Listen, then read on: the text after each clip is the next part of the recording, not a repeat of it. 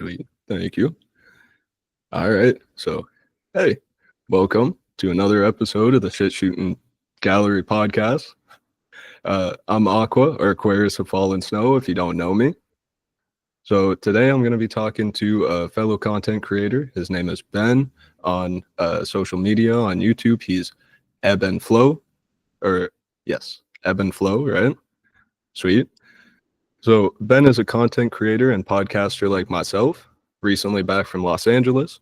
Ben and I cover similar topics of spirituality and continuing the exploration into the concepts of unity and duality, the New World Order and mind control, as well as health topics such as raw honey and milk, seed oils, and clothes you wear.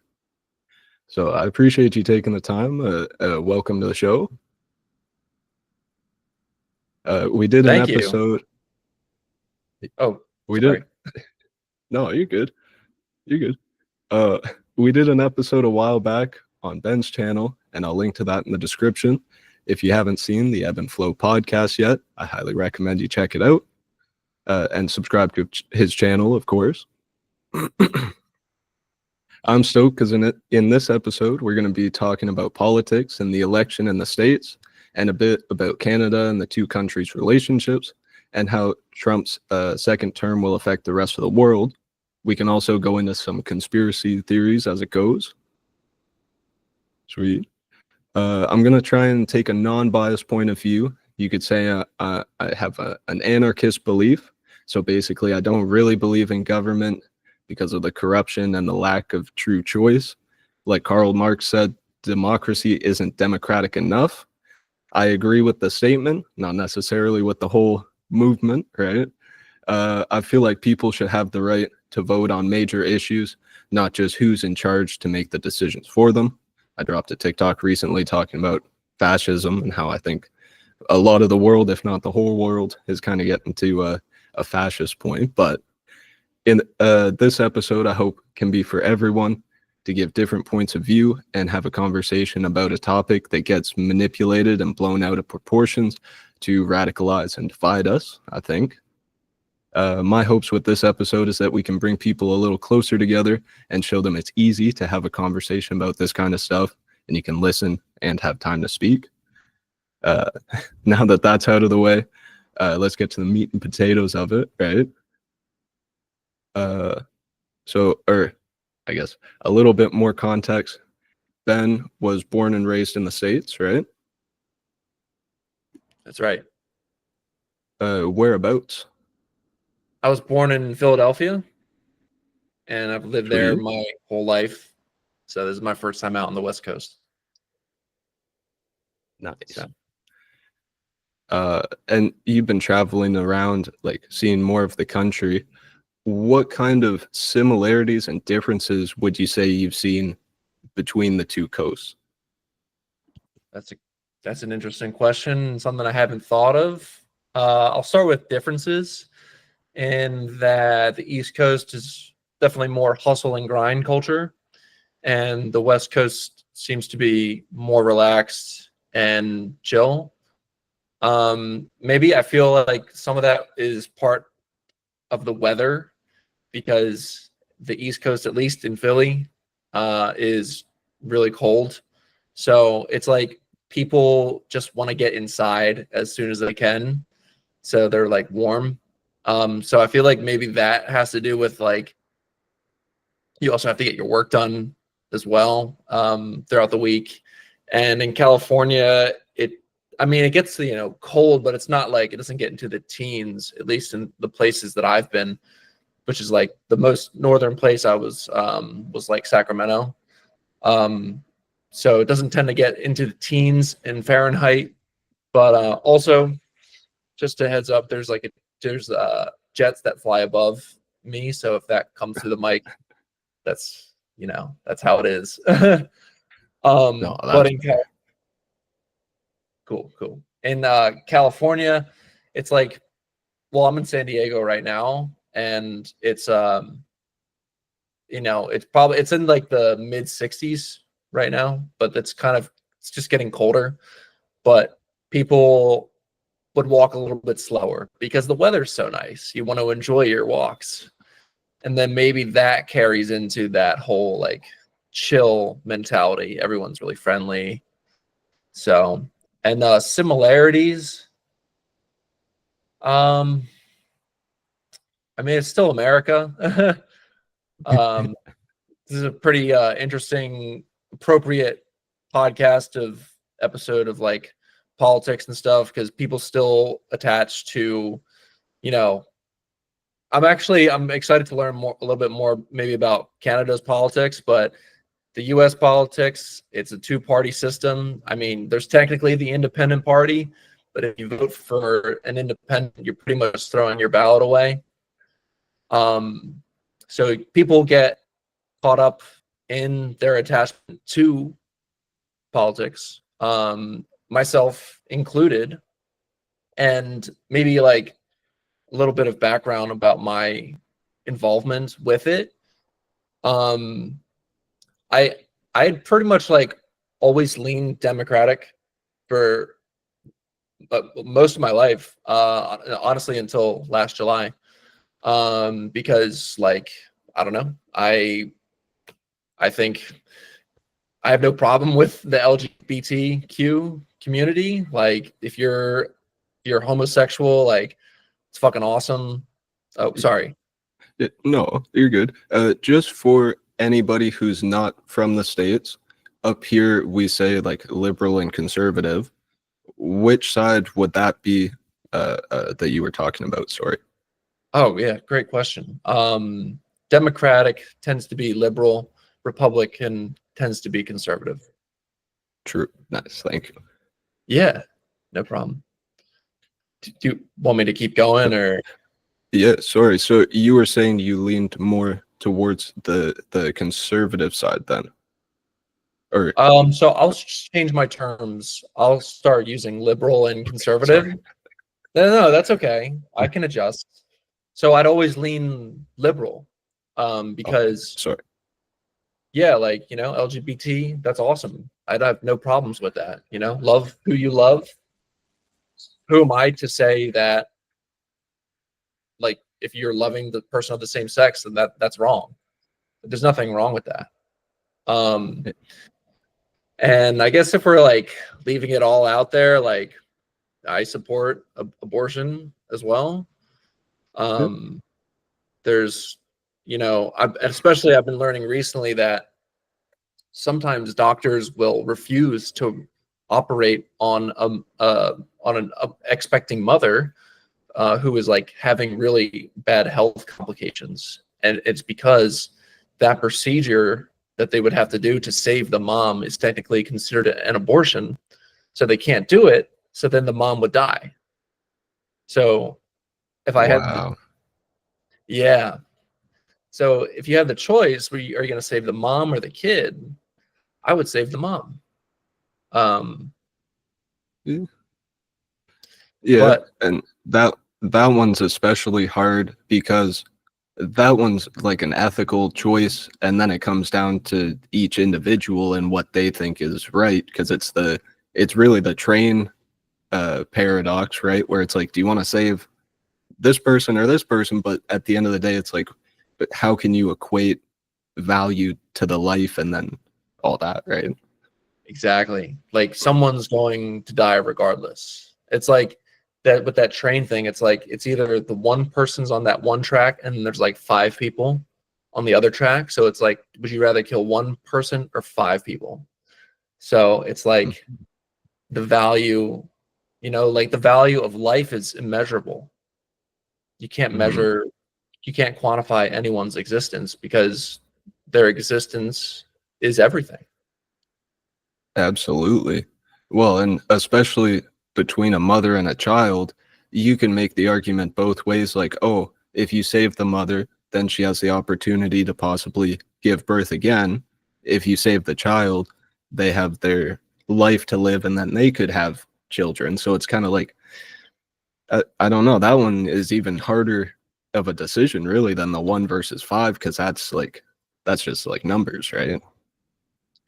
Exactly, man. And it just comes down to making a choice and then living with that choice. That's like definitely an inescapable part of life. And then you could like, you could not make a choice as well. You could say, well, I don't care. It doesn't matter. But then I don't know. I feel like life is a little more interesting when you take a stand on something, because then I feel like once you have like an opinion or a stance on a certain topic, that allows you to interact with other people who, if you're interacting with someone who has the same stance, then it's like, oh, that's cool that you see it this way as me. But it gives you the opportunity to interact with someone who does not share that view. And in that situation, you can, if as long as you're, not letting your ego get in the way and your attachments, then you can learn a different perspective on reality. And that different perspective from that other person is also your perspective, because you are that person. So you're learning more about yourself. So it's like a win-win if you're with someone that agrees with you or not. Hell yeah. Oh, exactly. And that's why I love talking about politics, but then it gets misconstrued in such a way where people are so attached to their ideas, their ego, whatever it is, that they can't even see other people's perspective. It's like, okay, well, now you're losing the plot, because the whole point is to hear other people's perspective, and then whoever has arguably the best perspective, democratically, you come together and you say, okay, let's go with that decision. But people just get so attached even now to the candidates or the party, or like you said, the ideas of the party, and it's just it gets so blown out of the water, right? Exactly, dude. That's I agree with everything you're saying. And I'll give like an example of this. The story that I posted yesterday, where I was talking about like politics are just inherently divisive, and if we were just having conversations, not letting our egos get in the way, we'd be able to understand one another. And then like I said, that being said, I said how I felt about the election was that I was pretty happy because I started to support Trump in July of this year, and we can get into that later. But I said, yeah, this is great. I liked how it turned out. And then I got different responses from people on my story. The one response was from someone who pretty much like scolded me for being happy. They were saying like, you're happy because a rapist, convicted felon, inciting violence, and insurrection on like January 6th, and refusing to admit they lost an election, is back in office. And then like, this is why politics are so divisive, because it's not about politics anymore. It's about morality and human decency. And I just responded like, I totally understand where you're coming from. That Trump has done a lot of things that I don't agree with, but he was just the better choice for me going forward. But there was a lot that I could have unpacked in that message. Like, just first of like the insurrection, like there's the story of there was like federal provocateur agents in that crowd that were inciting violence. And then once violence is incited, the rest of the crowd jumps in. And then Every time, honestly, now I notice every time there's a protest or anything big like that, you always get those guys in the all black with the black umbrellas. And I started noticing them now. I'm like, oh, they're on both sides of it, right? right, it's like the people who are actually protesting.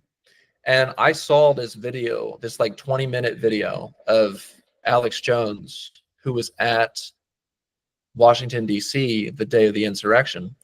And I mean, he was just saying like, you could hear him like he was like a bullhorn, and he was just like, please stay calm. Please make this peaceful. We don't want any violence at all. But Alex was kind of knowing that there were provocateurs in the crowd just saying like, hey, if someone incites violence, don't get involved. Don't involve yourself. This is a peaceful protest. Also, I think that day Trump tweeted that for everyone to remain calm. And then people were like twisting that, and like it was like he meant the opposite of what he said, as in like, no, don't remain calm. But he said remain calm. So I don't really understand what that argument is. Yeah, I think it's definitely the propaganda machine at work. It's like no matter what anybody says, the other side is going to take it and try and misconstrue it and take it out of context. But that makes me curious as to, you were saying how before you would lean more liberal, and then in this election, was it just looking at the two candidates and saying like, oh, well, Trump is the better choice because he's actually talking about relevant issues, you could say, where Harris was more saying, oh yeah, everything's fine, let's continue what has been going on, right? Yeah. And I guess this is where some of my bias comes in, that I didn't really listen to Harris that much. I mostly listened to Trump. But before, so what kind of got me, okay, I always lean liberal, and I wasn't even really into politics, and I wasn't going to vote in this election until the assassination attempt, because my thoughts were, these are just two really old guys who are running, like Biden and Trump. And I was like, this is like, these guys are totally like unfit. And like at that, the perspective I had on Trump supporters at that time were that they were all like so weird and culty, in the fact that I would see like flags that are like saying, let's go Brandon, which is like a weird way to say fuck you Biden. Yeah. So I just like never really resonated with politics at all. And then when Trump got shot at in July, that's what was like, holy shit, that was a really significant event.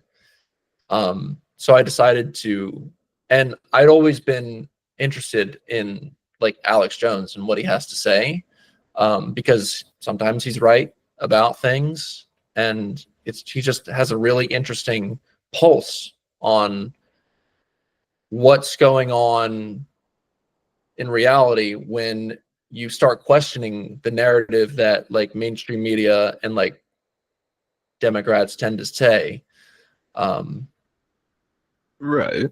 And going along on that same thought process, something I thought of when I saw that happen is, well, when I first saw it, I didn't have enough information. As more things were coming out, I started kind of, I guess, making my own narrative or trying to connect the dots and saying like, this doesn't really make sense. I watched your video talking about mind control earlier, and I thought you were making some great points, especially when you were saying, basically what I got from it was, what you put your attention to is going to control you. So you might as well put it towards stuff you actually want to do instead of just getting lost in all the narratives and all that. Yes. I absolutely agree with that. Do you think that possibly the assassination was to, you know, push the narrative more towards Trump, maybe make him a messiah or someone who, you know, he didn't get hit and he stood up and he waved his fists and all that? Like, do you think there could have been a crafting of a narrative there? I want to say that it's unlikely, because I feel like it's really hard to like fake that kind of assassination attempt where the bullet is literally like millimeters from killing him. But I mean, you're definitely right in the sense that I did get captivated into the story after that. And so my attention definitely went towards that story. And then like a week later, that's when I made that episode. I was like, well, this is actually kind of bullshit. Like I literally was not into politics at all until like a week ago. And then so I kind of like snapped out of the story. And then I don't know, a few days later, I just started going back into it. And then I started listening to Alex every day. And I think it's because there's something interesting about like connecting dots and like coming up with a grand story in your head of like there's the globalist agenda for one world government. Like it's like such a juicy, interesting story of what's happening in reality. It's hard not to want to get involved and like start like making your brain validate that story. And so I just decided to go kind of all in on it. And I don't know, there's nothing wrong with me doing that, but that's where my attention went. Yeah, absolutely. Oh, and I feel like that is a big part of it too. It's like it's knowing when you're willingly giving your time to it and when it's starting to take too much and you realize, oh, I'm going down the rabbit hole and all of that. Because there are some days I feel myself getting to that point where I'm like, okay, I gotta set it down. I'm getting too deep in it. But I have been thinking about Alex Jones lately, and just he's talking about elites, and he talks about the deep state and stuff going on behind the scenes. I have heard a few times now that the president themselves doesn't really have that much power. They can kind of write laws and they have some power, but it's more the tops of the military and the Navy and all the attorney generals or secretaries of state or whatever the word is for them. But basically there are people with power that are not the president, which they stay around a lot longer than the president, like whoever runs the CIA or the FBI. So they could really just blackball whoever it is, wait for them to leave office, and then go, okay, now we can do what we wanted to because we're unopposed by the puppet, I guess. You know what I mean? So in that realization, I feel like there could be days where those people get together and say, hey, maybe Trump wouldn't be the best for us and what we want to do.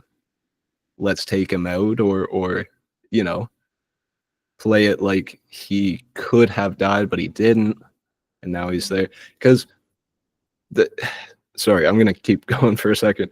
That also makes me think. Thank you. That also makes me think of the JFK assassination and how they had multiple shooters, which you could kind of you can make the assumption, or you can kind of get that out of it by the video where you see his head move in multiple directions and a bunch of, like, if you really break it down to the minute details. So in that sense, it makes me think like, well, if they really wanted to take this guy out, wouldn't they have had like 3 or 4 guys, multiple locations, all go at the same time kind of thing? Like, why would they get this kid that was in a BlackRock commercial that's not really a marksman, right? Like I don't know, it didn't make sense. Didn't have any online presence, or maybe it just got erased. And like apparently they like burned his body very quickly, and they like cleaned his house like very quickly, basically erased that kid. And you know, he just like, how did like a 20-year-old have like access to like this weapon? Or I mean, and like the whole thing was just didn't really seem to add up. With like, there was like a stand down of the guards. They said that they couldn't be on the roof because it was too much on a slope.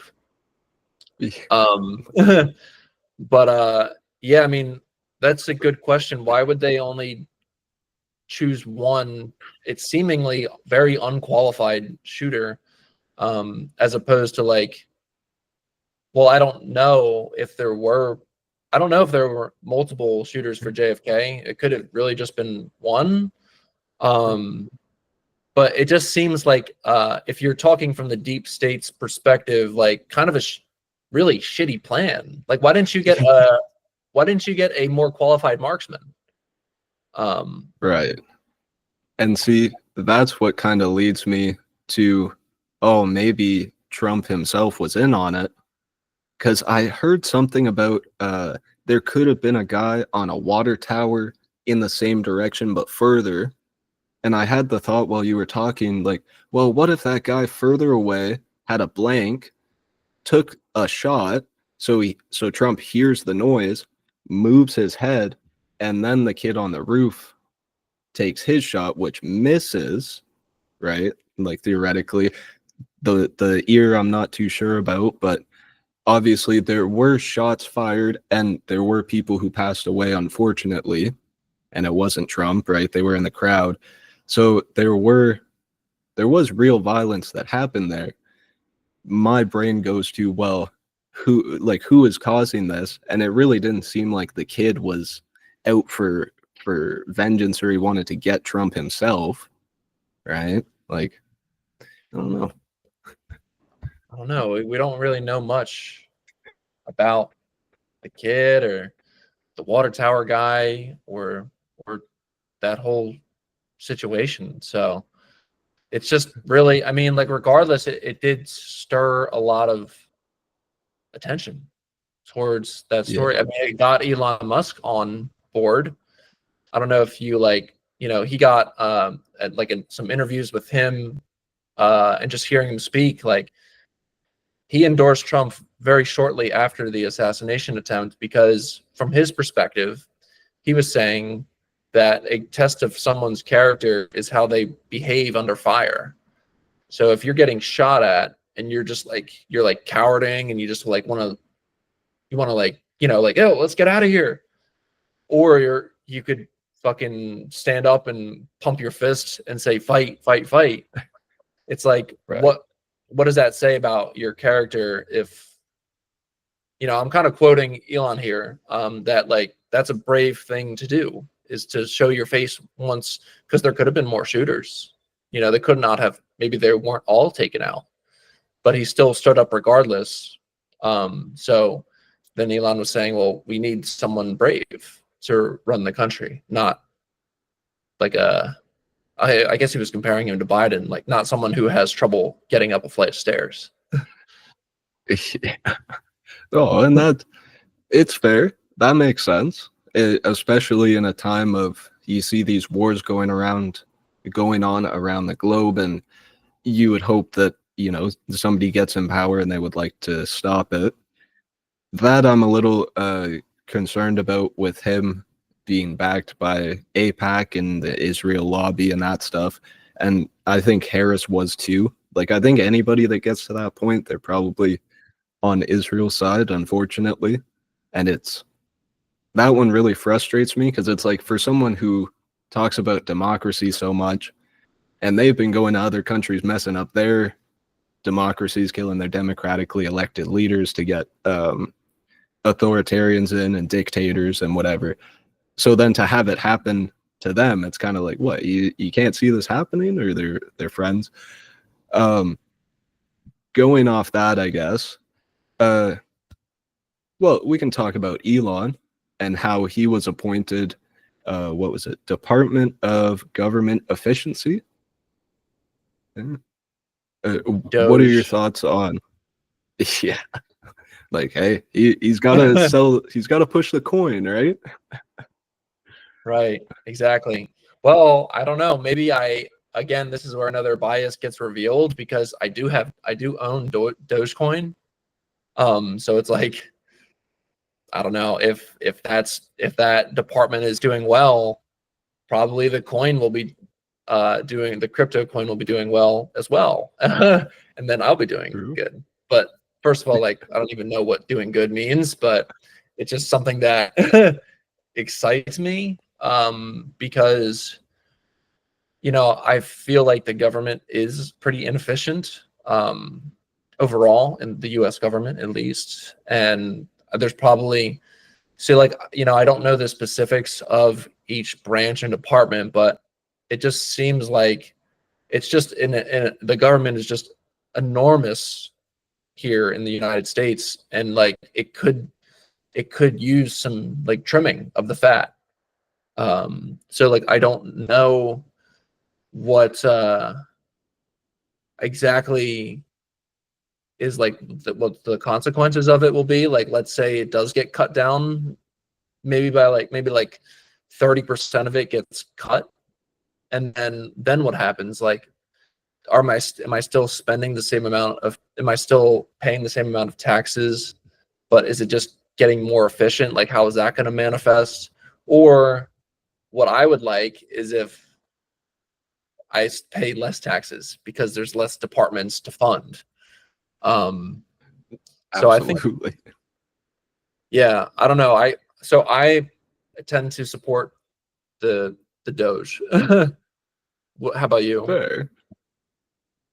I honestly, I think the idea is absolutely respectable. I think it would be interesting to do another podcast in a few months or a year or two to see how they've done with it, and if it has, done its job. It would kind of be ironic if it ended up costing more money than saving them, kind of thing. That seems to be what happens up here anyways. Oh, we've had so many. The most recent one, our government was trying to develop an app called Arrive Canada, for when you come into the country on your flights, you can do everything on your phone, basically. They said it was supposed to be 80,000. Yeah, I think it was 80,000. It was some pretty low number. Ended up costing millions, or at least hundreds of thousands, like a crazy, stupid number. And people were saying like, okay, well, this app hasn't come out, and where is all that money going? Because obviously it just seems like a funnel.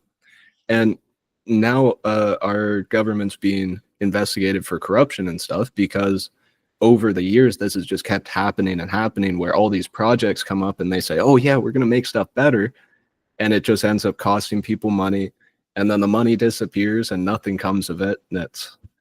It's crazy up here. Wow, I didn't know any of that.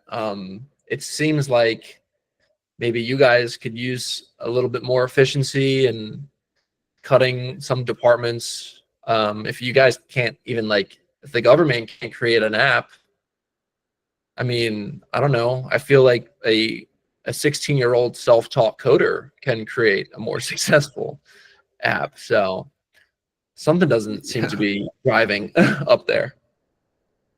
No, exactly. And it's been it's come out a little while ago now that our Liberal Party, so I guess we have four parties, but then our Liberal and Conservative are the main ones. They're the two that get voted in most often, and it just goes back and forth.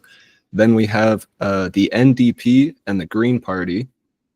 And the NDP, I guess, is supposed to be more socialist, I think, like more for the workers and for the people. But it came out that the Liberals and the NDP were teaming up to keep the government liberal, so that they could basically get what they wanted out of the deal. And then the Conservatives and everybody else were going like, well, what the hell, guys? You're just making a majority government with you two, and you're screwing everybody else. So it's there has been a lot of corruption up here that no one seems to want to talk about. Or we had the trucker convoy where protesters went up, they brought their trucks, and they said, hey, the carbon tax is bullshit, and you're locking us down for nothing. I think maybe it wasn't during COVID. It was around that same time. But basically the government froze the bank accounts of anybody that was protesting. So they couldn't buy fuel, they couldn't buy food, whatever. So they forced people out from protesting. And it's just hearing that, I think like, well, why haven't we tried again and just gone like, you guys are already stealing all our money. You can have it. We just want you guys to like get out of the building, basically. Like it's really unfortunate what's been going on, Wait, that's actually crazy that the government was freezing people's accounts. Yeah. Is it like a government backed bank, or is it like a private bank? Like, because if it's a private Uh, bank, then I mean they're getting bribed or something by the government to give them the control of people's accounts. well, coincidentally, TD Bank, one of our bigger branches up here, just got 3 or 30, I don't know the number exactly, crazy lawsuit against them because they were aiding in money laundering with criminal organizations. And I posted it on my story saying, like, how does a bank get charged with this? Because they just have to pay the fine, and none of the people in charge of the bank are going to have anything happen to them. So it was the entity that got the fine, not the people. So Yeah, that's completely backwards because the people make the entity. exactly, right? So obviously, this bank is going to pay the fine and probably go about its business. Maybe a few people are going to resign or get fired, and then they can just sweep it under the rug and keep going about their day. That did absolutely nothing to fix the issue. It's Oh, just like exactly. it's almost like a virtual signaling thing where they're just like, hey, we got the bank in trouble for money laundering. So anyway, Yeah, exactly. And nothing comes of it, which is very frustrating. So from that point of view, I can absolutely understand for you guys when somebody comes in and says, "Hey, I'm going to bring out the truth. I want to cut all the fat, get this corruption out of here." I can completely understand why people would vote for him. Now it's a matter of seeing if he'll, follow through on what he says he will, right?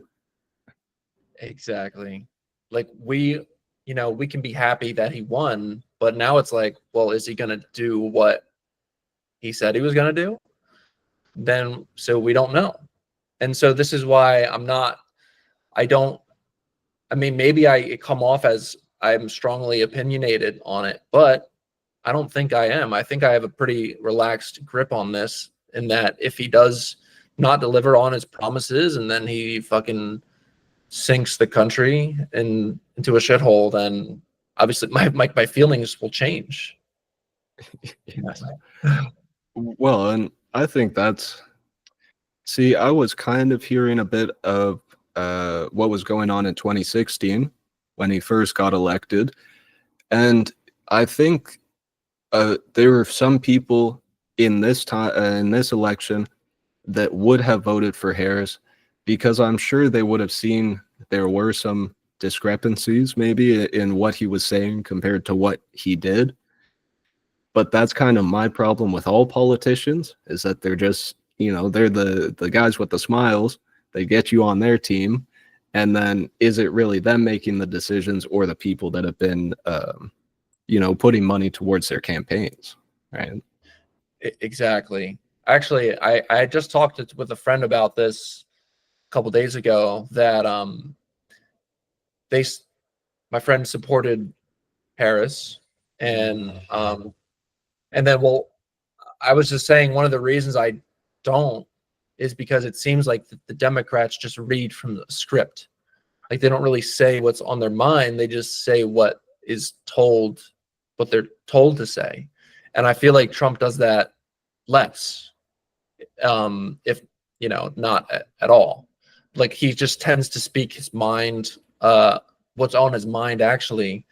But I yeah, and then I think of how much power they actually have, and that if you try to, and maybe the president doesn't have that much power, but if you try to take back what is like the power that you're supposed to have, they'll kill you. Just like with JFK supposedly. But and like just all of like conspiracy theories in general, it's like, I don't know why, but I've been leaning more towards that most of them are true now, as opposed to like maybe when I first started hearing about conspiracy theories, and that, that's really interesting, but that's definitely not what happened. I mean, what I was told by the media, that's what happened. And I just stopped questioning it. But as I'm questioning more of what I am, then I start questioning more of what the story and the narratives that have been built by politicians, like if what I thought about myself, that I am this idea of a person, is not true, well, what else is not true? Absolutely. Oh, and it's so, especially once you get to that huge level of just like mass media pumping out a message, it's so easy for everybody to go, oh, well, of course that's the way it is, because all the mainstream media sources are saying the same thing. It's not like they're all controlled by the same people or anything. Like, but the thing that absolutely turned me into a conspiracy theorist, you could say, was growing up, I always saw the lines in the sky. Like I heard people saying, oh, chemtrails. I didn't understand what it was. And I said, no, there's no way, right? Why would they be pumping stuff? It's absolutely just vapor, water vapor. And now in the States, you have certain ones that are banning geoengineering and chemtrails, and they're just putting it in the headline of the news articles. And it's like, well, now they're just admitting it. And I had even seen a video pop up on my feed of a pilot showing his plane. He showed the tank on the wing, shows chemtrail fluid B dash and then a few numbers. And he was saying, yeah, we get paid $10 a gallon to spray this shit, so you can be doing multiple flights a day. And I guess what it is like heavy metals and stuff. They're trying to block out the sun so that, I don't know, what is it? They say because of global warming, right? Like they got what's that? Yeah, like so they're trying to like cover, so I'm pretty new to this whole chemtrail stuff too, but they're trying to like cover the sky to maybe like, there's a great quote, the road to hell is paved with good intentions. So maybe they want to say, we want to stop global warming. Like the sun is too powerful for some reason, like it's warming up the earth. Let's cool it down by blocking it out. But what you're doing if you block out the sun is that people tend to get less sun, and the sun is like fantastic for you. It's like the giver of life. There's like an insane amount of benefits to being in the sun. So if you're dimming that exposure, then people aren't going to be as healthy, because they're not getting the full power. And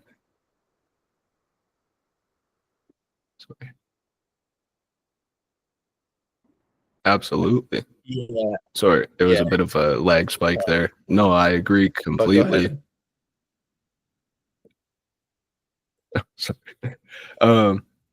Yeah, I agree completely, because I remember as a kid them saying like, oh, the aerosols and all these like hairsprays and stuff that you spray is burning holes in the atmosphere. Well, is this not in turn basically a chemical or like heavy metals that they're spraying in the air, which would be affecting the ozone? So I wonder if it, they're trying to do a good thing, but it's having inverse effects. But then you start looking at like Bill Gates and the WEF and what they've been doing, where Bill Gates was talking about geoengineering mosquitoes so they can't breed with each other, right? And then they come out and say, oh, and they can carry vaccines. Like, oh, sick. Glad you told us, ahead of time, whatever it is. And I've been seeing they can put vaccines in like vegetables while they're growing and stuff now, just the craziest shit. But yeah, like, and that kind of goes to RFK. Hopefully, he is one of the like, the saving grace of the whole thing. Hopefully, he can, save some people's health, try and reverse some of the shit that's been going on. I feel like the companies are going to try and lobby Trump to get him out of there, like all the Kellogg's and all the big brands, because he's going to ruin their business, right? Yeah, and I've been reading the same stuff recently as you have, with terms of like putting mRNA vaccines in like lettuce and shit, which is like fucking crazy. But yeah, maybe to like get to RFK, definitely excited that he's like officially appointed now in the administration, and he talks about all of the shit that's in our food, like red 40, yellow 5, like ingredients that many ingredients in that are allowed here in the US that are like banned in other countries.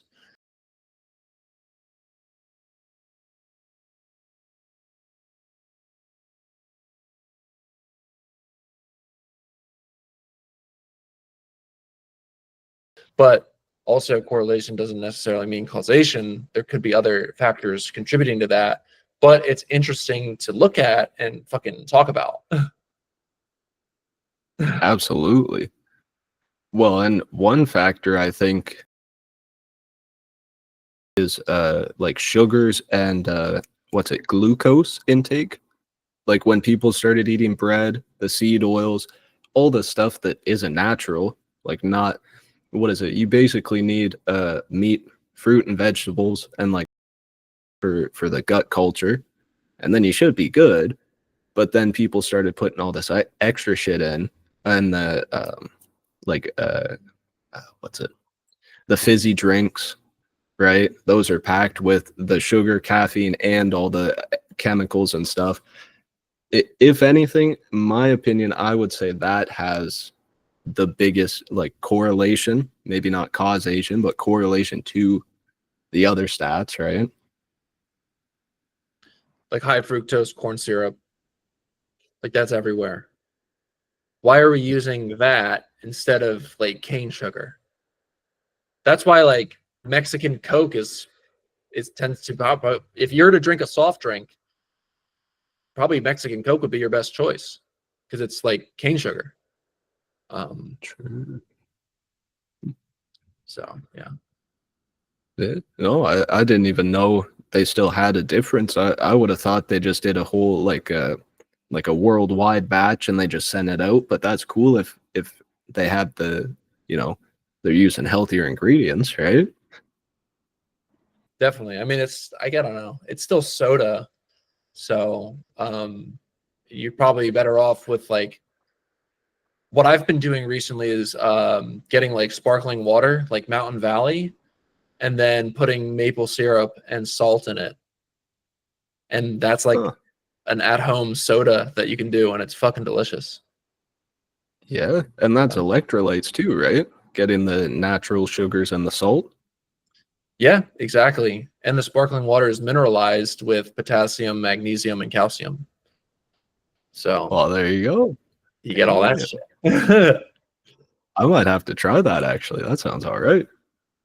Do it. It's delicious.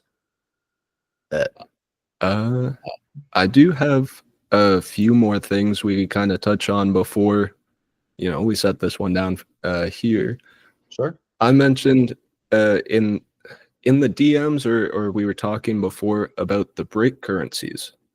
Do you know much about them? No. Please explain. All right. So I guess over the past, I would say probably 2 decades, China with, BRIC, Brazil, Russia, India, and China have been developing a new currency to get off of the American dollar because for so long, America's controlled all the oil and the trade. Everybody's used the American dollar for trade. So all these guys on the eastern, or I guess, the eastern half of the world and then Brazil, they were saying, well, we can make our own. We'll come together and start using that. And then I think they've since gotten like Africa and then a bunch of the Middle East going over to it as well. So if that keeps up, I think that'll be one of the main contributing factors to like loss of power in the States, right? what do you think about that? So just to recap what you're saying, those 4 countries pretty much want to collapse the US dollar. Yeah. Gotcha. I mean,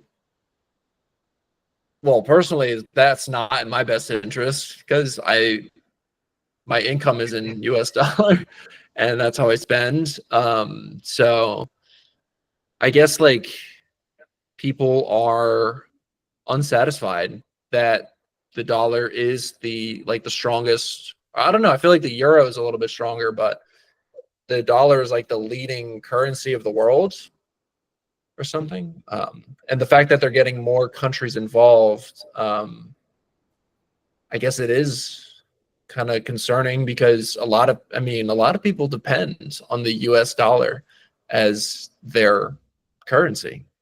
So it's, I guess, a little concerning from my perspective. What do you think? Mm-hmm. Yeah, I heard a quote that was, I forget when it was from, that it said the sun is slowly setting on the west and it will soon rise on the east in terms of, okay, well, since the Industrial Revolution, the States and Britain and like the Allied countries, they've had all the power. Now it's time for a switch, but it's not going to be a quick, okay, one day it's all swapped over. It's going to be like, okay, you can see it fading from the States or from North America and Europe, and then it's going to rise on like Russia, China, and you might see them become more powerful, right? I don't know. It would be interesting. I think that China especially has been pushing towards the, surveil everyone, get everyone the digital IDs, get everyone on CBDCs, like the central bank digital currencies. That one is really scary because once it gets to that point, you're basically already at like complete surveillance state, and then you're a step away from like the New World Order, where they want to control everyone. They'll tell you where you can and can't go, no cars. So I don't know. It is very scary in that sense. I'd like to hope that North America can keep its democracy, but even up here in Canada, we have a decent amount of foreign influence, or we've been influenced by foreign countries. So even up here, I don't know how far away we are from the same thing as China, really. Yeah, no, I've always heard about like the mark of the beast. I've been reading about that, which is basically the digital ID that you're talking about. But because, well, I think what's the difference between that and your social security number? Because the government has that for you, but I guess you don't need your social security number to do like certain things, maybe like open a Bitcoin wallet or maybe a bank account or something. So you're still able to be sovereign in a sense that, and especially because there's still such a thing as private banks. So if you keep your money in a private bank, the government can't touch that. Well, I don't know. I don't know that, but they have a less likely chance of, obviously. Well, you were talking about TD Bank too, and them freezing people their accounts. But if you have the central bank digital currency, that means the government owns everybody's money, and they can track where everyone spends their money, and they can. The thing that like a carbon tax feels and carbon credits feel very like uncomfortable for me because I love to travel, and that's like you get a certain amount of carbon credits if you fly somewhere. That's a lot of credits being used. So it's like super limiting, and it is all leading to this one world government where I think it's a quote by Charles Schwab: "You will own nothing and you'll be happy." Like, and that's kind of what it's going toward with like driverless cars that eventually, like, it sounds great at first. Like you have like Waymo in San Francisco, where it's a driverless taxi, and that they're trying to expand without in the more in the US, and it's like really cool. But I feel like taken too far, it'll contribute to this owning of nothing. Yeah. I definitely see it as, because people always associate that idea with communism, right? They say, oh, back in the day, you had the communist parties. They took everybody's money and resources and they pooled it to the top, and then nothing came back down to the people, right? And then everybody starved, and all the oligarchs and the people in power had all the money and the goodies. But when I look at capitalism in North America today, the same thing is happening, but it's not with the resources, it's with the money to buy the resources. So if eventually it gets to the point where the fiat money gets so inflated that it's not worth anything, how are you going to be able to buy anything?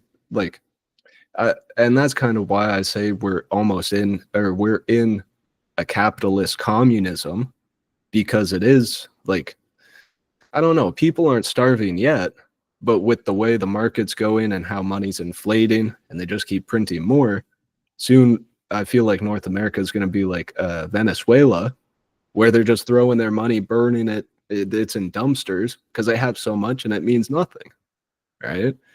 So I think we definitely have to revalue the currency or convert to something like gold or silver and do it that way. But yeah, I don't think central bank digital currencies are the way to go, because then, like you said, you lose all your freedom.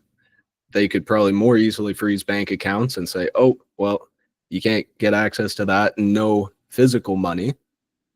So then they would really screw people, right? And I think that's kind of what they're going to, because, you know, you don't want to have revolutions or people speaking out against you. So let's just kind of nip it early and you know, freeze bank accounts so people shut up and then they won't revolt, right?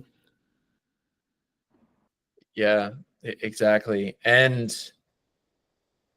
like social credit as well. That's something that's like being pushed, is that with the surveillance, I mean, the government can like make a target out of anyone. So if you just like look at somebody funny, it's going to get caught by an AI camera, and then you'll immediately lose social credit, and then maybe you'll lose they'll freeze your bank account because you're below a certain credit score.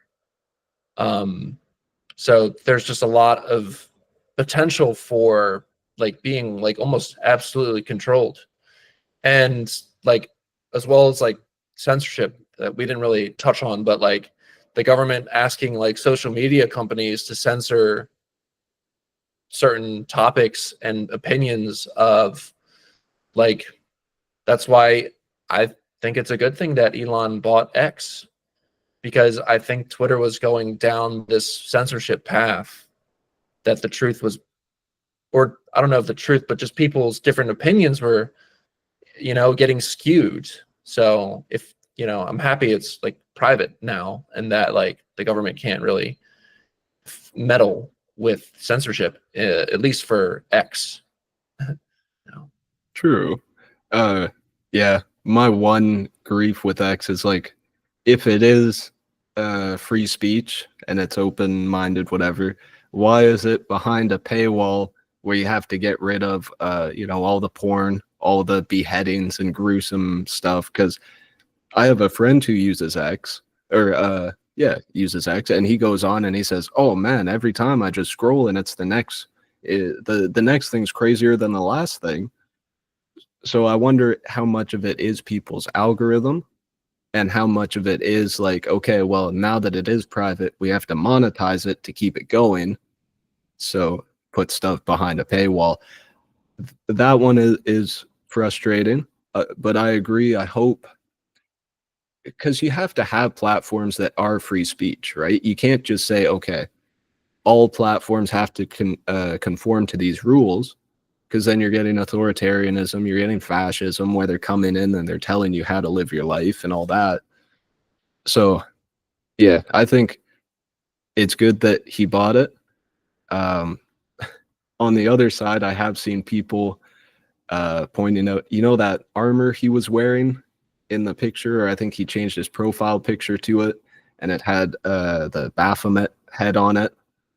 And he posted a picture of the Tesla logo on that star, but it was pointed to a pentagram, like with the point down kind of thing. So I don't know. People have been saying, oh, he's part of the groups, the occult, like whatever it is, Bohemian Grove kind of thing.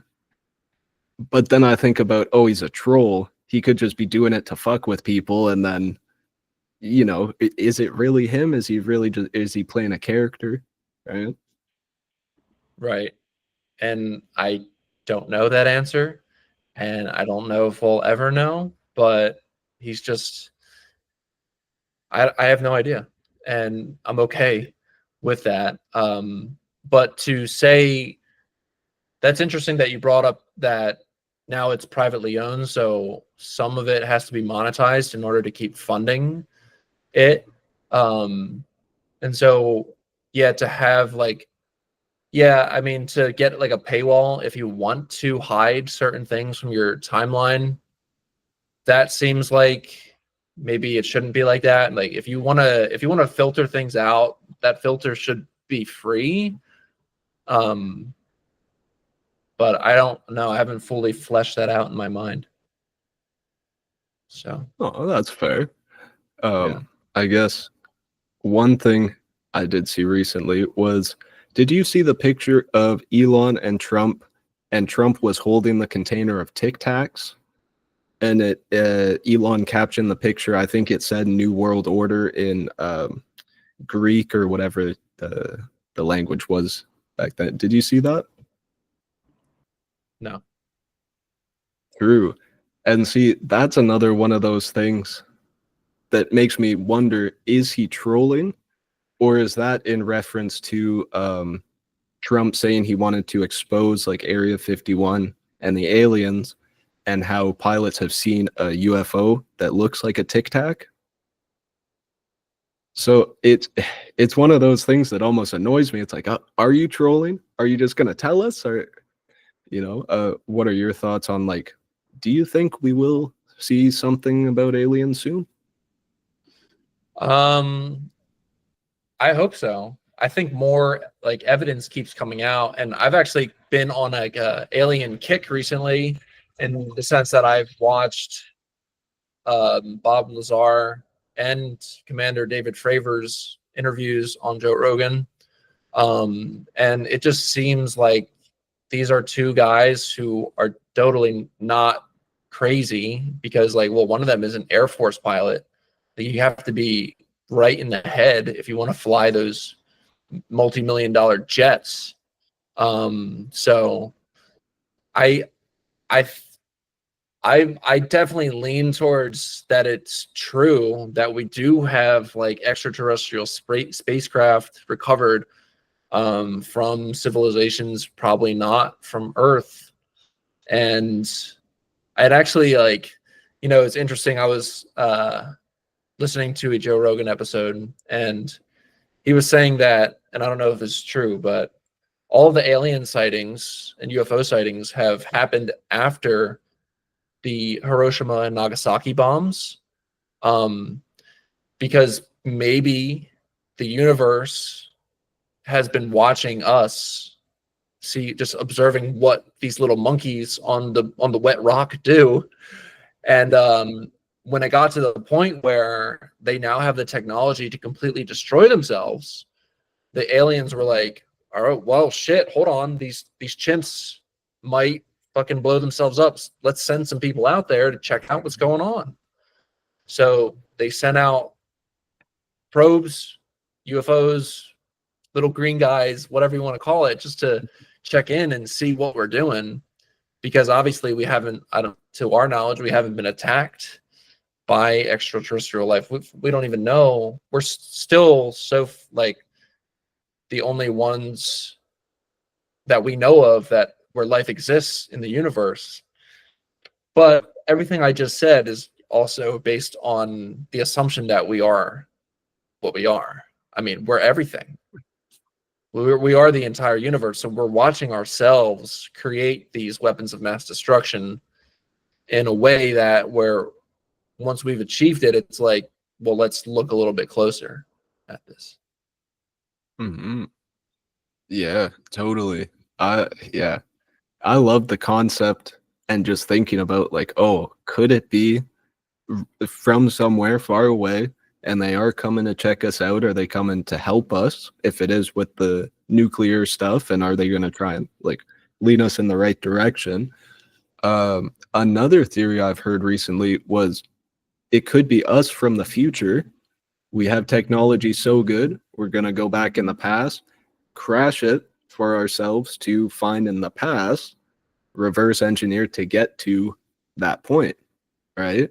And that made me think it's like, well, yeah, shit. I mean, time travel, if you want to say there's only the present, there's only the now, what's stopping someone from a future now, like now in a different time, to just come back to wherever in the now they want to be, and they can plop themselves here and go, oh, hey guys, how's it going?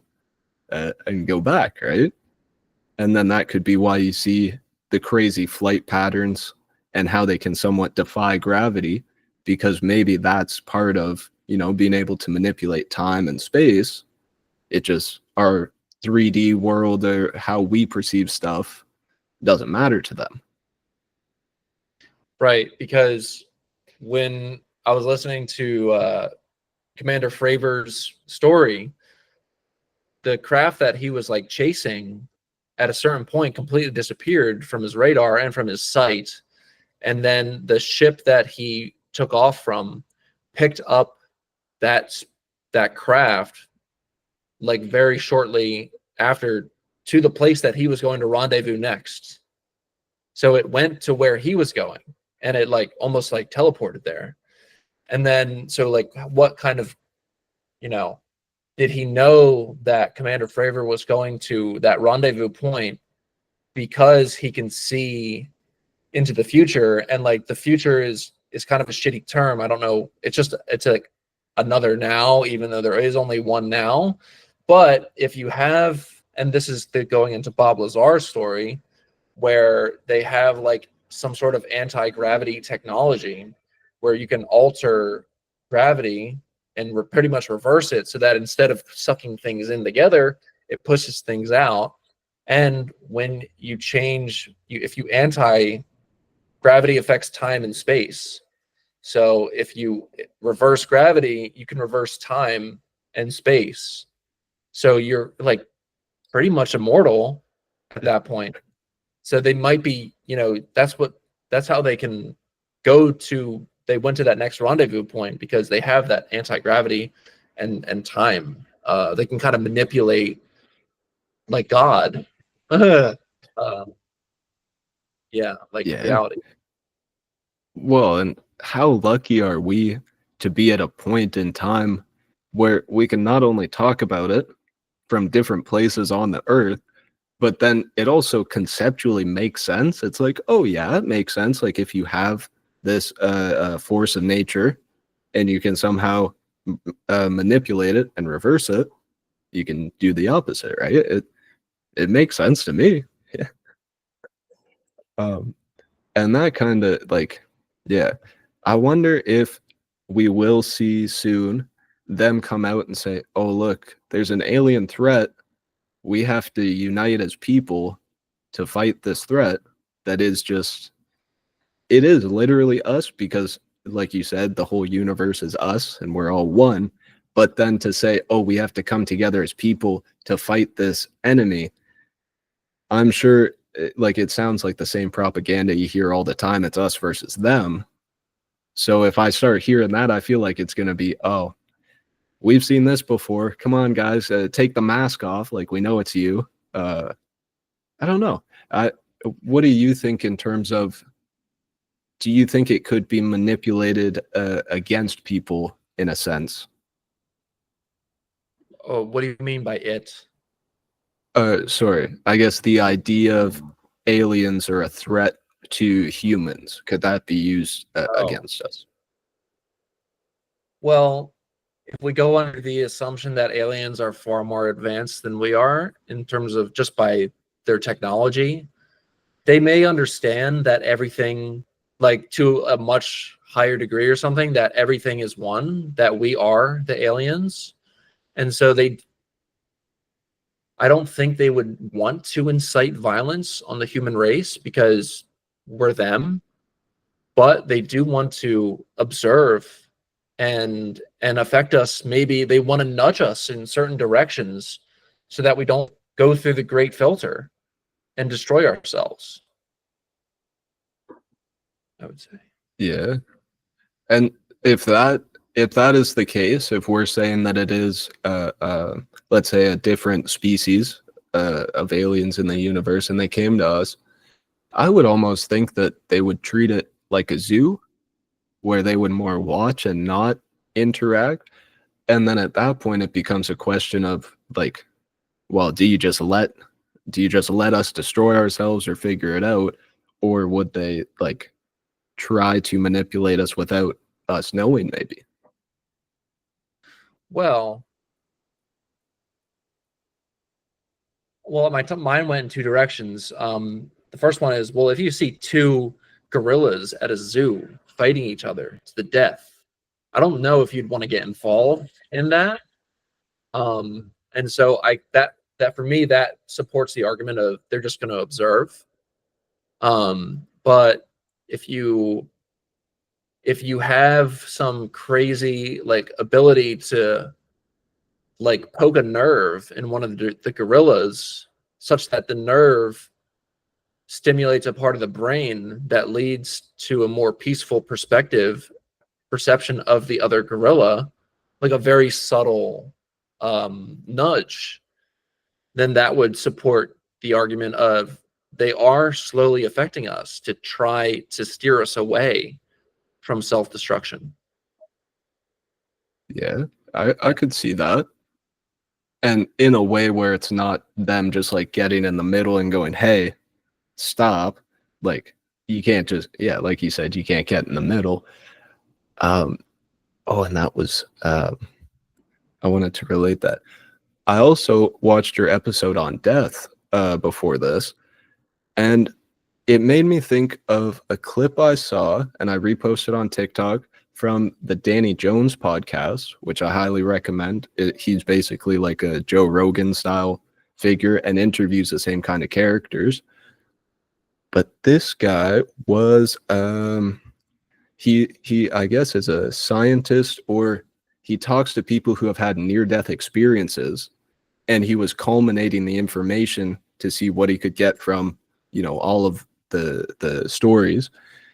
And basically what he found is that in these stories where two people would have a near-death experience and one would come back and one would pass on, they all had the same experience in the sense of the event happened, they floated up out of their body and they could see everything and they could see the person they were with, and then they were greeted by entities, and they said they felt calm and just like loving feeling, they understood and it was all good.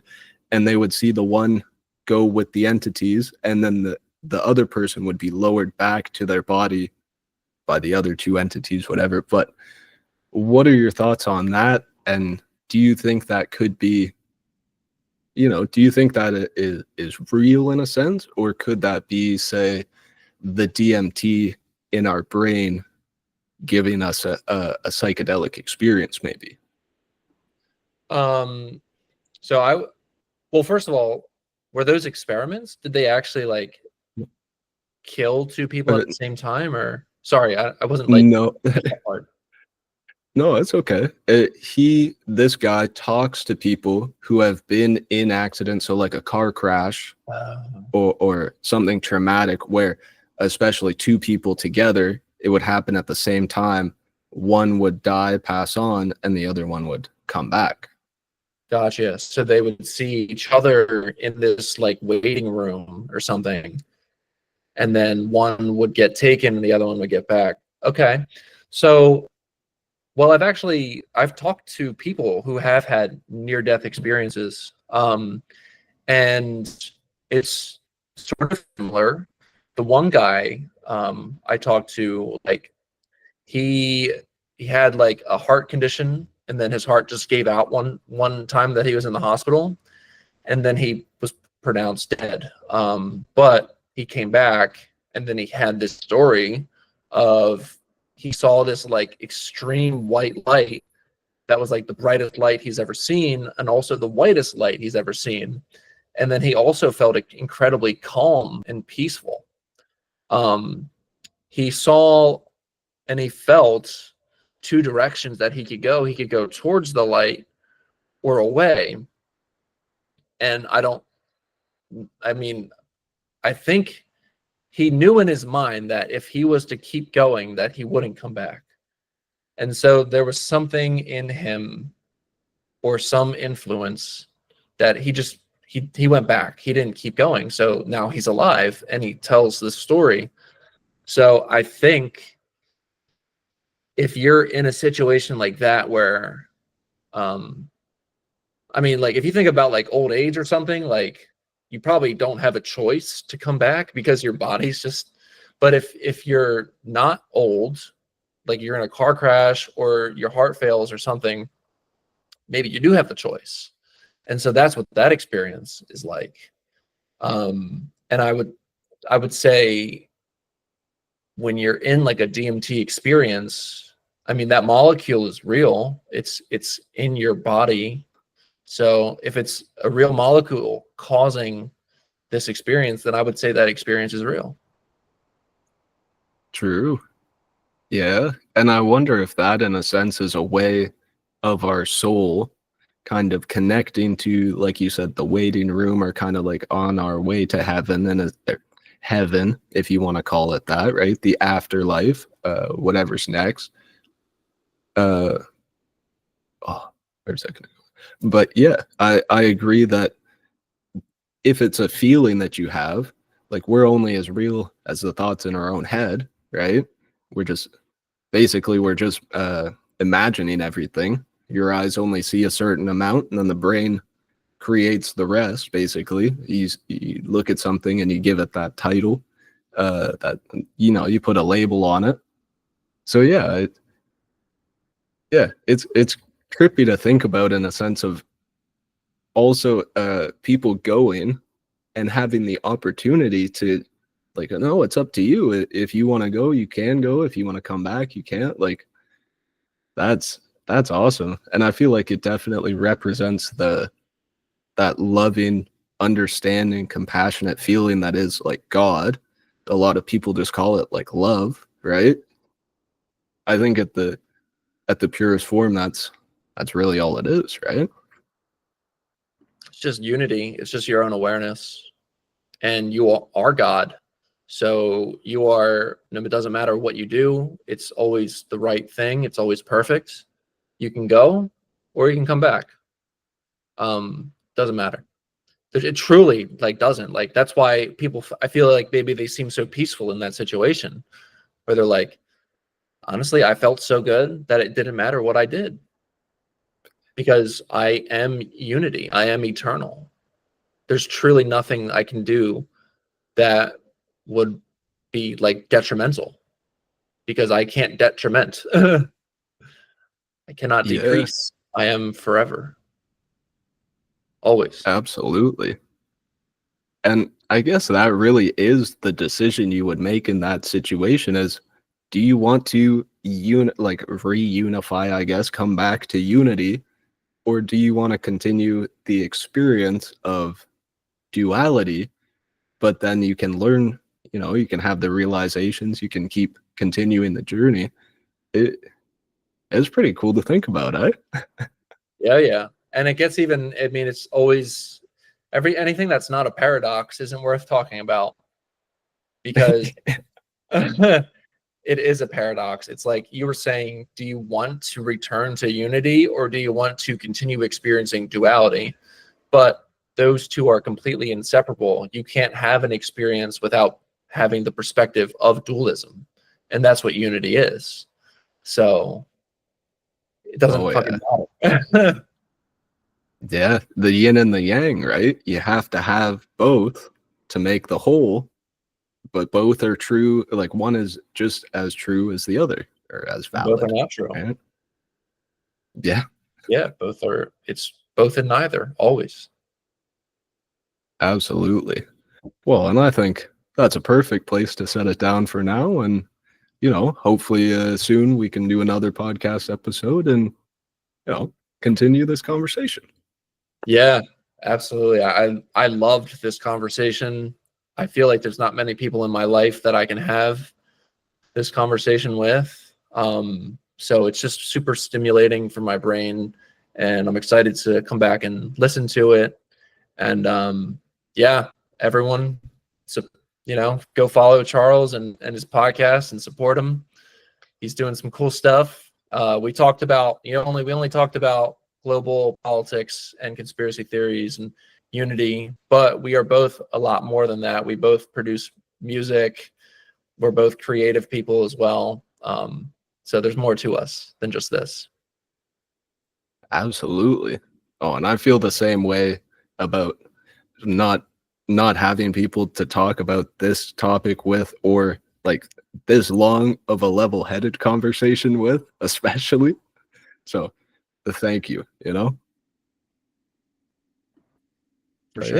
yeah, I guess that is a good place to end it. Like Ben said, check out both of our channels because we got so much more than just podcasts. And yeah, if you enjoyed this one, make sure you hit like and all that good stuff. What do I usually say at the end? Oh yeah, sorry. I love you. Stay safe. Good luck. Easy. There we go.